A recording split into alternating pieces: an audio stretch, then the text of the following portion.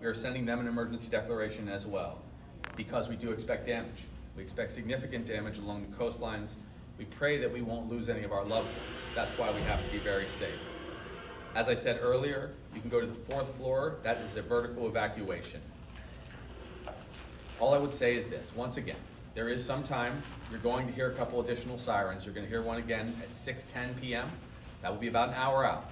It may take as much as 30 minutes till the waves reach other parts of the islands, so don't simply go out until we tell you it's all clear.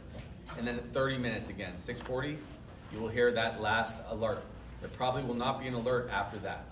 We'll give you more updates as we go forward. At approximately 5:30, in 12 minutes, we intend to hear from some of the buoys out in the middle of the Pacific. That's when the wave will pass Midway Island. It will give us a better idea of how large this wave is. God willing, these waves will not hurt us, but you have to assume that they will be life-threatening. Now I'm going to turn this over to our TAG, General Logan. Thank you, Governor Green, and aloha and good evening. Let me just cover some of the finer points, and I'll start with the Department of Transportation, who we have been in constant contact with. Currently, Hilo Airport is the only one that is closed. I've been in contact with Rear Admiral Sean Reagan, the commander of the 14th Coast Guard District, and he's informed me that the United States Coast Guard has already closed all of the major ports. All ships ordered by the captain of the port have been ordered out to sea. Kolikoli Pass has been open since they've been alerted, and they have the resources available now. And the HTA has not received any calls yet, which is the Hawaii Tourism Authority, in case there's any displaced tourists who need some lodging or residences. On Kauai, we're urging all to avoid the Honolulu to allow people to evacuate, and the Kauai County Mayor is not closing the Wailua Bridge. On Oahu, Likelike townbound traffic has been opened. Kolikoli Bass has been opened, like I said, in order to decompress the leeward coast of this island. And the Nanakuli contraflow has been shut down. Maui, the state highways is staging vehicles and equipment throughout their island and county. From Molokai, Kalaupapa Airport personnel are ready to evacuate to the lighthouse.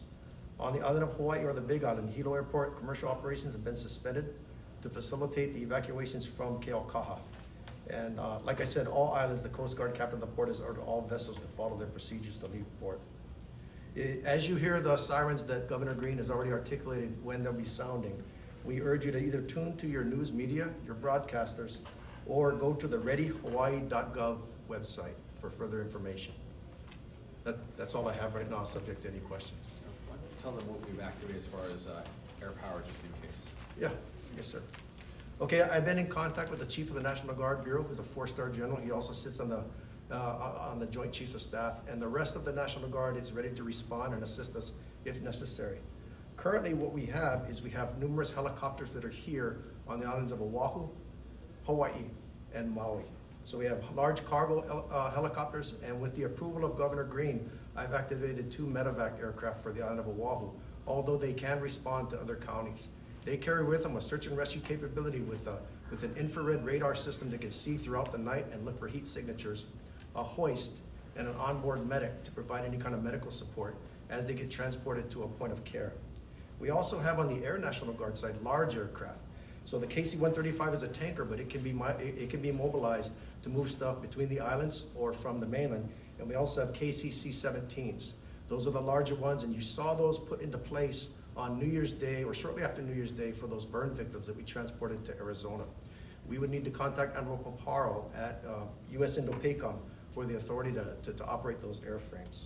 We also have 2 aircraft, two 860s in Hilo, and 1 more on Maui stationed at our armory at Punene. I've also ordered the activation of numerous troops and soldiers on all of the counties to provide a heavy vehicle capability, which is capable of doing either debris clearance or evacuation of personnel if the water gets too high. They're what we call high water vehicles. And we've also placed National Guard soldiers and airmen into all of the county EOCs for a near real-time response and to anticipate needs from the county mayors and also from the county EOC or emergency management administrators. So that's a purview of how we're postured right now. Mahalo. Mahalo. Tagging Governor, we'll do some media Q&A, and we'll just take 1 per media outlet who's present. Le'ui, I'd like to start with you.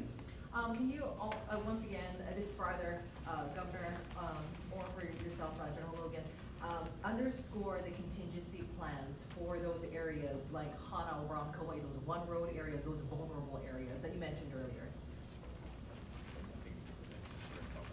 So we constantly exercise with the counties, and the county has a very robust plan.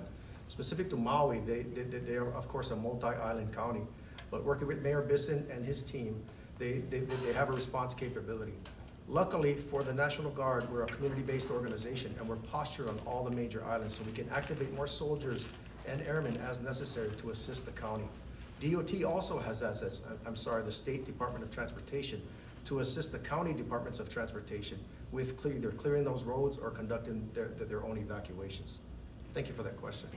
Let me add, just for coordination so everyone understands, we were immediately in contact with our congressional delegation who were diligent on the spot, offering us whatever support we needed also and communication support. We also are prepared to continuously have our EOCs activated on all of the islands. The mayors are in charge. We've been in constant communication with them as well. So everyone is prepared, everyone is ready for what may come, but there is always some uncertainty about the size of the wave.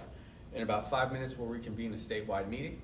We will hear an update on the size of the wave, as I said, as it passes through the middle of the Pacific. We'll also be in communication with other states and islands, such as Guam, Tsunami, finding out what they have experienced.